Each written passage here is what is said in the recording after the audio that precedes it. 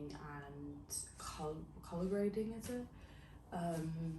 Like making a video look nice, because I don't know if it's probably my flat, but my flat has, I would say, the worst lighting for filming I've ever seen in my life, and I don't know how to say it, but it makes all videos just look dim and grey. And that also might be because we're in the UK, but I've seen so many people make the UK look so scenic and beautiful. So, and they'll be sat in that flat probably in Manchester as well. So yeah, that's something I definitely want to learn. What I love about starting out though is I'll make it look all nice, whatever.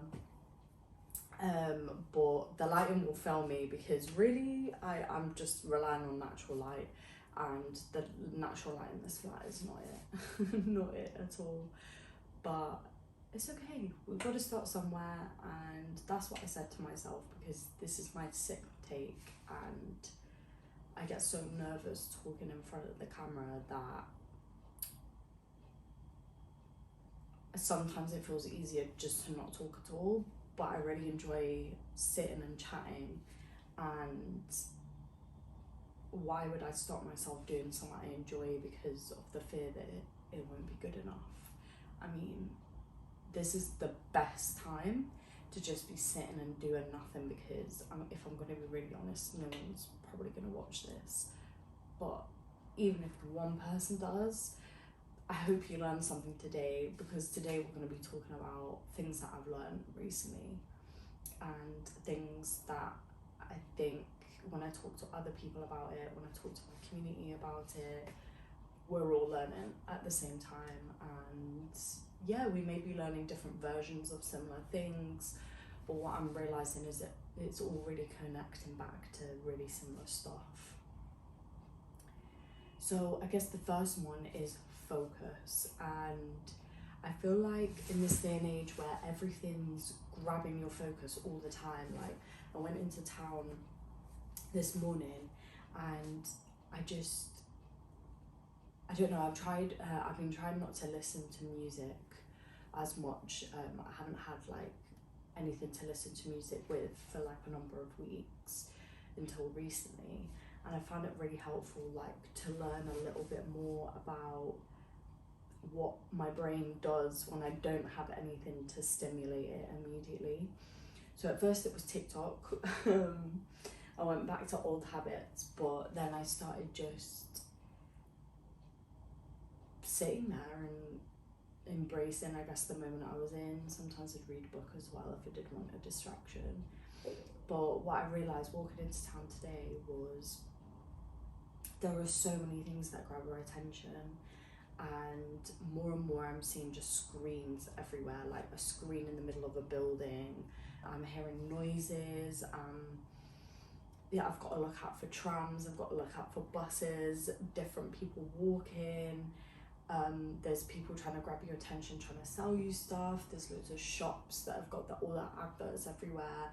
Like even just a walk into town, which is something I feel like we all do, can be filled with so much distraction. And I think it's really representative of when you're trying to figure things out, figure out who you are, what you want to do. There's so much noise, and it could be so hard to shut that noise out and just go, okay, the only noise I want to hear is mine. And recently I've been spending a lot more time on my own, which at first, I can't lie, has been so daunting. Like I actually hated it. I was like, why? I looked at the universe and I was like, why have you given me this? Like, why have you put me in a position where it seems like I'm spending more and more time alone? And what's really interesting, which I'll talk about, I guess, in my next lesson, was that I began to understand the benefit of being on your own and being with your own noise. Because what I've realized is I've been ignoring myself for a long time, like a really long time. All the distraction, it can kind of make you feel really lost. And when you're so used to seeing what everyone else is doing or what everyone else is thinking, it's really hard to work out where you fit in that or what you actually even want to do. And I'm not just relating this to business or art or anything like that. It is genuinely just being alive. Like, where do you want to live? What do you want to do today? What job would you like to do? Which people would you like to be around more? What hobbies would you like to pick up? I think it relates to every aspect of life. So the lesson of focus recently has really taught me to strip it back, because until I know what my noise is, until I get to learn that noise, I get to understand it, it gets so strong that even throughout all the distraction and the outside chatter, it's still like coming through. I realize is to focus on something that your noise already speaks loudly in. So for me, it'd be my painting, specifically my painting, not even, or genuinely not even like all the different projects I want to do, where I want to take trip, everything like that. It's about stripping it back and doing the thing that, yeah, gives your noise the most power, and do that and master it and get so good at it. And I guess that relates to art, but for other people it could relate to a hobby that you really like. If that brings you peace, if that grounds you, if that allows your noise to come through the most, do it. If reading allows it, if even getting more rest, getting more sleep, spending, saying no to that thing or saying yes to that other thing. I think the things where you feel like your true voice is coming out the most, that's what we want to be focusing on. That's what we want to be doing more. Something else I've learned about noise, specifically when it comes to more business, so for example, my art, I've really learned a lot about what it takes to master a skill. And I think when you're new and you start out, and especially if you're creative, you've got so many ideas. They're just like all the time. And I used to be so worried that if I had an idea and I didn't jump on it, that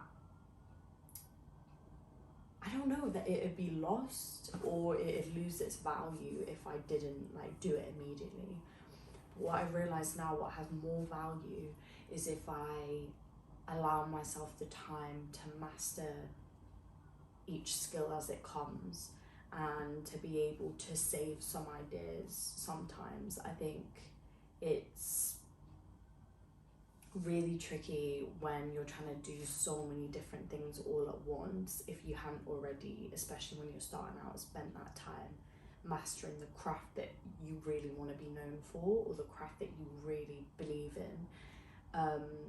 Because as you get bigger, you can buy back your time, either with getting other people to help you with things, building a team, or being able to, I guess, diversify, and you've got more experience to be able to know how to do that. I think right now, what I like reflecting on it, I tried to jump into too many things. Some of those things maybe people will never know that I tried to do. Maybe I'll talk about it in another time. But I think some of those things as well, that you could see that I was trying to do so much, because my art, I personally feel like at this moment in time, my art could be so much better than it is. My investment that I've spent so much time investing into other things, trying it out, I could have actually been invested into better paints, better canvases, better brushes. So for me, a really huge lesson has been, let's again strip it back. That's where your noise is the loudest. Let's cultivate that, let's master that, and then we can branch onto other stuff. Because I know if I master this skill is going to open the doors to so many other opportunities that I can then go out and do these ideas that I want to do. So I think something that we can all take away from that, whatever it is, regardless of if you're doing a business, art, or in general, just living life, doing you, whatever that looks like. I think it's resting assured in that you're not running out of time, because I do think there's a balance between having urgency so it motivates you, so it drives you, but not so much that you feel like you're running around constantly trying to do everything now, because if I don't do it now, then tomorrow it's going to go.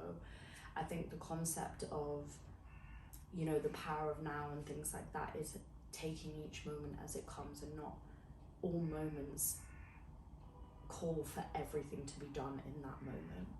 Some moments call for this thing to be done, some moments will call for that to be done.